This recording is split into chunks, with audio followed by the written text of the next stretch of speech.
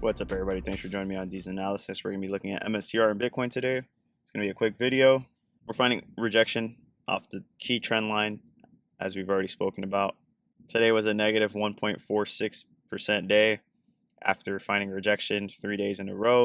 It kind of fell off a little bit, closing underneath this key zone. So this is going to open up the idea of us pushing up, retesting, potentially falling down further to this downward sloping trend line that we have established, and maybe that's where we find our bounce to the upside.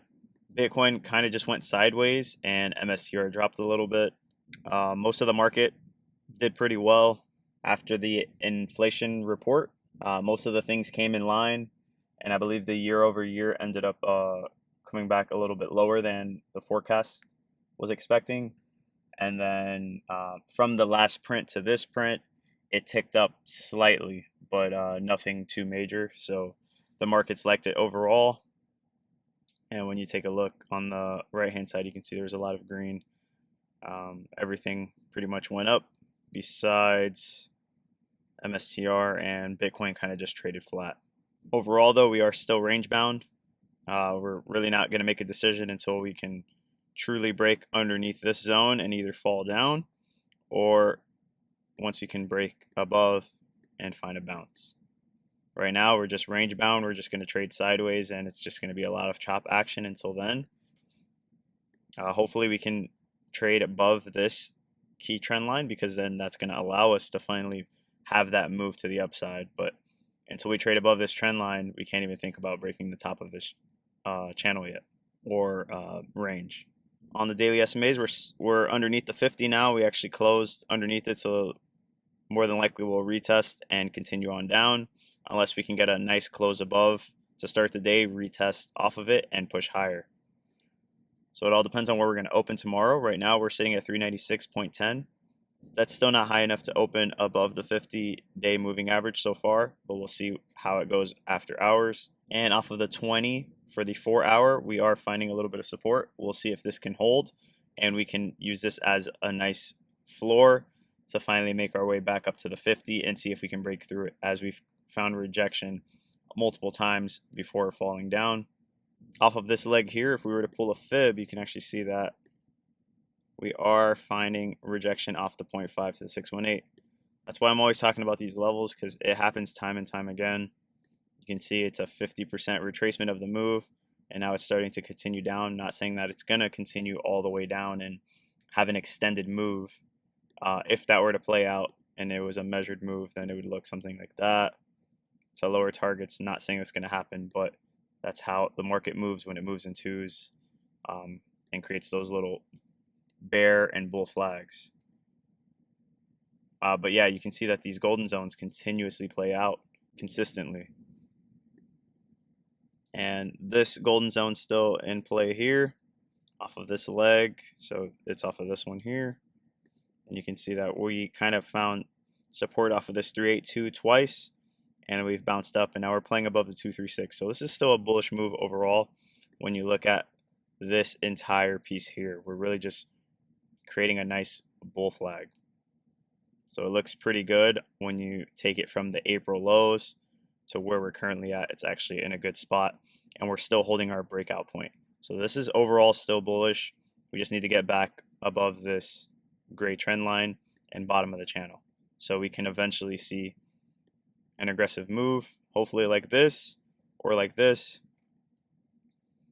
Right now it's definitely not looking like either of the two here. It's looking more like this kind of weaker move here, and we're just kind of hugging the bottom of the trend line right now. So if we were to continue hugging the trend line, and then we do get that drop that I'm anticipating in global liquidity, then we could fall further off of this trend line, and we can see further downside. I don't know when that drop's going to happen, but definitely am anticipating it at some point. And on the weekly, you can see we're still fighting here on Bitcoin, trying to break through this upward sloping trend line, getting rejected multiple times. On the daily, we do have a nice sign where we closed above, and now we're retesting. So we'll see if we can actually get a nice solid move to the upside. We did see 120.3 today, coming back for a retest. Hopefully this continues to trend higher and we can start playing off the top here. We want to get a weekly close right now. We got our first daily close since July 27th. So if we can continuously get daily closes and then eventually a weekly close, that would be very, very bullish. And the most bullish scenario would be closing above this zone here, where you can see all of this wicking action. If we can get a close there, retest, push higher, that's going to be a nice start and kick up for the next leg higher. And then I believe we'll find some kind of rejection at this midline or at the next 1618. Because when you actually look here at the 1272, that's where we actually found rejection on Monday, right off the 1272 again. So I would anticipate the 1618 playing as a key level of rejection once we reach it here at 135. The bottom is starting to fall off of Tether dominance, and we are falling underneath this key level that we have.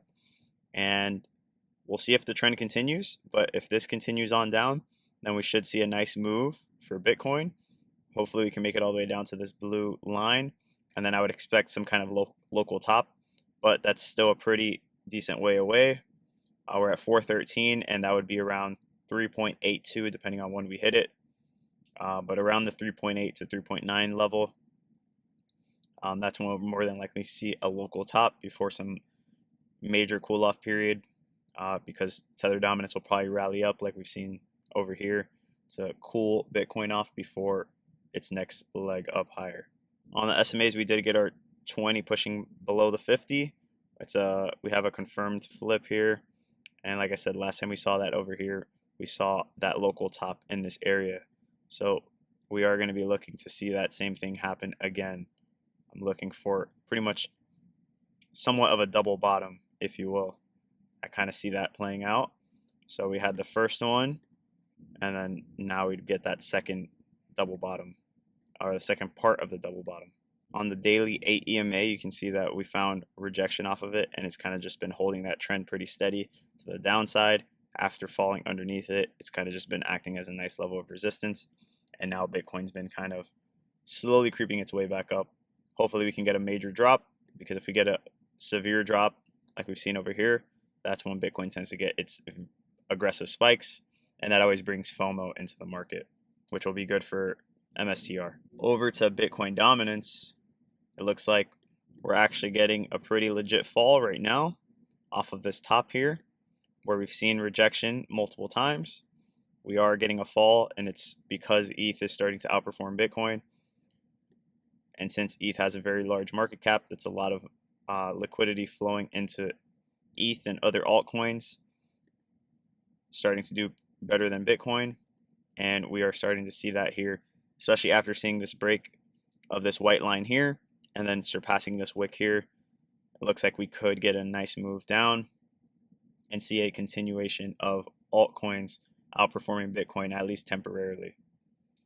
But this is one of the first signs that you want to see before altcoin season begins.